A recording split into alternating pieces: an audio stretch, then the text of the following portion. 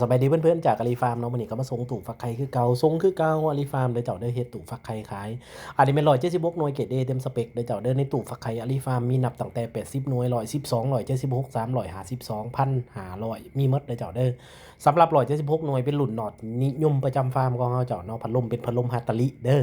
จะแตกต่างจากอันนั้นเกรด A เกรด B เกรด C จะแตกต่างกันเจ้าเนาะเกรด A นี่ใส่พัดลมฮาตาลิห้องลงมาอาจจะเป็นพวกเกรด B เกรด C นี่ใส่พัดลมจีนเจ้าเนาะ สนั่นเบิ่งตืมเวลาซื้อเจ้าเนาะเราจะเห็นแต่ว่าจำนวนมันหลายจังซี่เนาะราคาถูกต้องเบิ่งว่าอะไรที่ใส่น่ะ